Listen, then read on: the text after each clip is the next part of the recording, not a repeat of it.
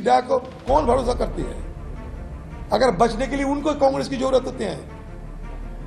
ममता को बचने के लिए कांग्रेस की जरूरत ममता की है। टीएमसी ने इससे पहले 2001 में विधानसभा चुनाव, 2009 में हुए लोकसभा चुनाव और इसके बाद 2011 में हुए विधानसभा चुनाव के लिए कांग्रेस के साथ गठबंधन किया था, जिसमें उन्होंने 34 साल के सीपीआई के नेतृत्व वाले वाम मोर्चा सरकार को उखाड़ फेंका था।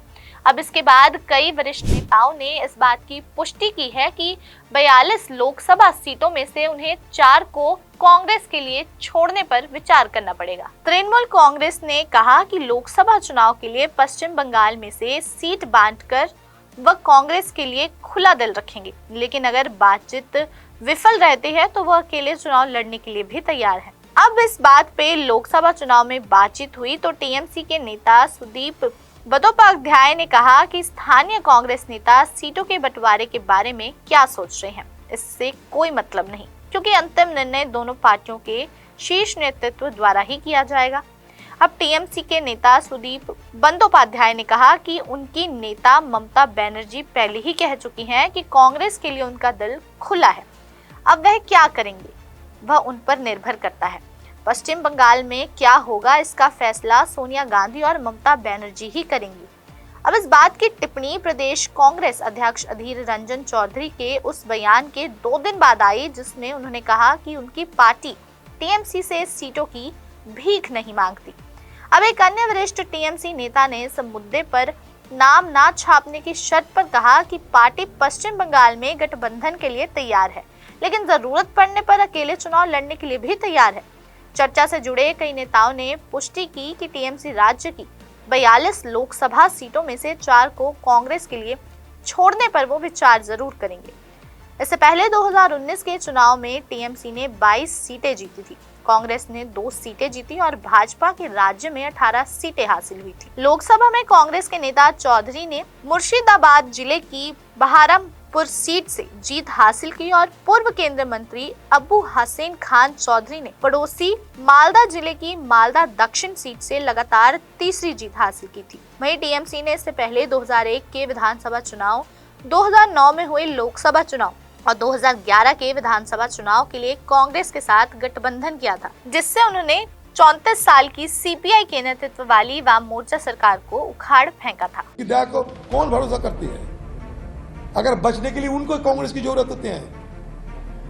ममता को बचने के लिए कांग्रेस की जरूरत ममता की है। टीएमसी ने इससे पहले 2001 में विधानसभा चुनाव, 2009 में हुए लोकसभा चुनाव और इसके बाद 2011 में हुए विधानसभा चुनाव के लिए कांग्रेस के साथ गठबंधन किया था, जिसमें उन्होंने 34 साल के सीपीआई के नेतृत्व वाले वाम मोर्चा सरकार को उखाड़ फेंका था। अब इसके बाद कई वरिष्ठ नेताओं ने इस बात की पुष्टि की है कि 42 लोकसभा सीटों में से उन्हें 4 को कांग्रेस के लिए छोड़ने पर विचार करना पड़ेगा। तृणमूल कांग्रेस ने कहा कि लोकसभा चुनाव के लिए पश्चिम बंगाल में से सीट बांटकर वह कांग्रेस के लिए खुला दिल रखेंगे, लेकिन अगर बातचीत विफल रहती है तो वह अकेले चुनाव लड़ने के लिए भी तैयार है। अब इस बात पे लोकसभा चुनाव में बातचीत हुई तो टीएमसी के नेता सुदीप बंदोपाध्याय ने कहा कि स्थानीय कांग्रेस नेता सीटों के बंटवारे के बारे में क्या सोच रहे हैं, इससे कोई मतलब नहीं, क्योंकि अंतिम निर्णय दोनों पार्टियों के शीर्ष नेतृत्व द्वारा ही किया जाएगा। अब टीएमसी के नेता सुदीप बंदोपाध्याय ने कहा कि उनकी नेता ममता बनर्जी पहले ही कह चुकी हैं कि कांग्रेस के लिए उनका दिल खुला है। अब वह क्या करेंगे वह उन पर निर्भर करता है। पश्चिम बंगाल में क्या होगा इसका फैसला सोनिया गांधी और ममता बनर्जी ही करेंगी।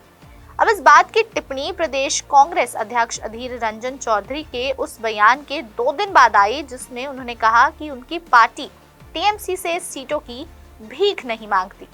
अब एक अन्य वरिष्ठ टीएमसी नेता ने इस मुद्दे पर नाम ना छापने की शर्त पर कहा कि पार्टी पश्चिम बंगाल में गठबंधन के लिए तैयार है, लेकिन जरूरत पड़ने पर अकेले चुनाव लड़ने के लिए भी तैयार है। चर्चा से जुड़े कई नेताओं ने पुष्टि की कि टीएमसी राज्य की 42 लोकसभा सीटों में से 4 को कांग्रेस के लिए छोड़ने पर वो विचार जरूर करेंगे।